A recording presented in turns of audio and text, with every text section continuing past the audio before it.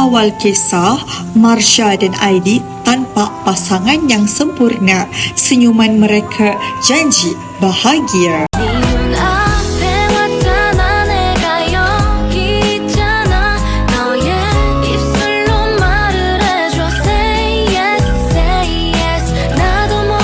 Bulan demi bulan berlalu, bahagia memudar.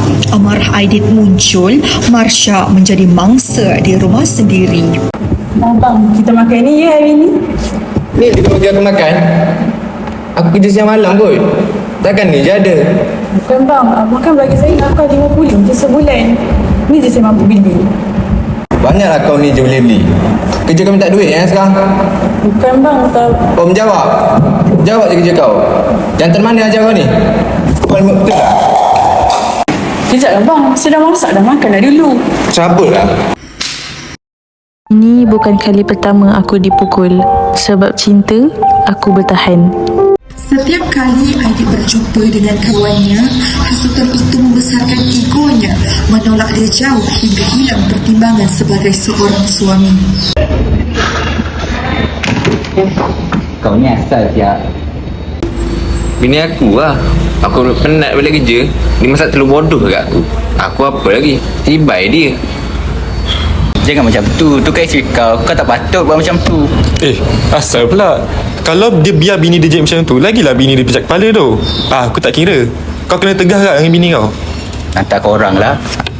Jiran-jiran tahu apa yang berlaku, tetapi hanya menjadikannya sebagai bahan bercerita, sementara Marsha terus menanggung derita bersendirian. Setiap hari aku berdoa, semoga Tuhan menunjukkan jalan yang benar. Assalamualaikum, Masya. Oh, Masya. Assalamualaikum. Salam. Hai ni. Syah, kau okey tak ni? Okey. Kenapa ni? Okey. Adik buat kau ke? Tak, aku okey. Wani tiba tanpa diduga, terkejut melihat lebah Marsha. Dia tahu ini bukanlah perkara kecil, bantuan segera perlu dicari.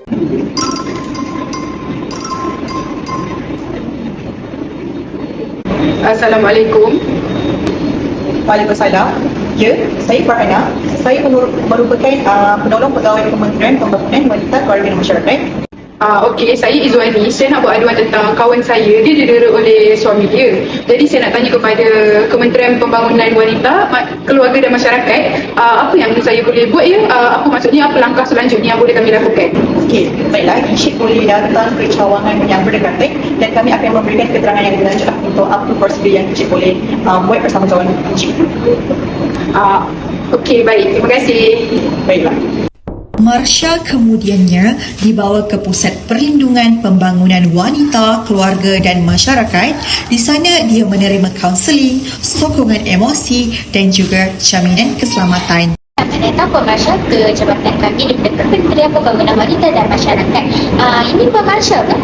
Okey, tadi saya tengok laporan ni pun ada kode ke jabatan kami untuk datang berjumpa dengan kami untuk sesi kaunseling. Jadi saya selaku pengarusi beritahu apa masalah yang dihadapi oleh Puan. Sebenarnya hampir setiap hari saya kena pukul. Bolehnya kehidupan kami okey je, tapi sejak ada masalah kewangan terus terjadi kaki pukul. Saya nak kerja untuk tolong kewangan dia, tapi dia tak kasih pula. Jadi sekarang ni saya tak tahu nak buat apa. Sabar ya Puan Marsha, kami di sini akan sentiasa membantu Puan Marsha untuk keluar daripada trauma Puan Marsha. Agensi kami juga menyediakan peluang untuk Puan dan membina berjaya. Dengan keberanian baru, Marsha ke balai polis. Setiap kata membuka jalan keadilan terhadap Aidit.